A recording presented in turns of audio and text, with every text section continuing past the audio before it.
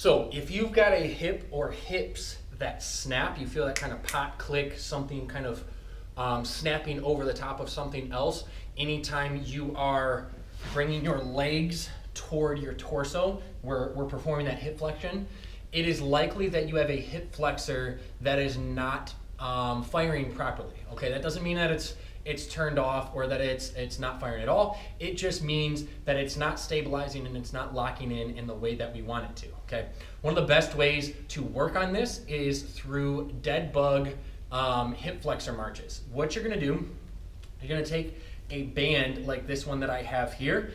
You don't need a whole lot of tension, but what we're gonna do is place it just below the ball of our feet, okay? So we don't want it on our toes, just below there. And then we're going to lay back into the dead bug position here. So we're gonna get the hips at 90, the knees at 90, and we're gonna get the shoulders just barely off the ground by bracing our core. What we do when we brace our core is we press our lower back down into the ground. All right, now one more cue. What I wanna show you is when you're doing this, you don't want your feet to be inside your knees. You want everything to be in a nice straight line. So feet, shins, knees, all in alignment with your hips. All right, so we're gonna hold this position and one leg is gonna stay still, this inside one, as the other one drives away. What that's gonna do is you're gonna get this hip flexor active and it's going to stabilize the pelvis and it's gonna help you reduce that clicking and reduce the pain and discomfort that you feel from there. So it looks like this.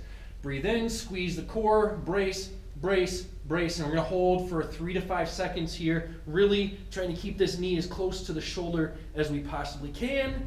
Good, control, and bring it back in. And then we'll switch. All right, same idea. Extend out, back into the ground, knee into the shoulder, squeeze, squeeze, squeeze, and back. All right, now one thing to remember, if you cannot extend all the way out and keep your back on the ground, if you start to pull off the ground, don't extend all the way out, okay? Just shorten it up. So give that a try.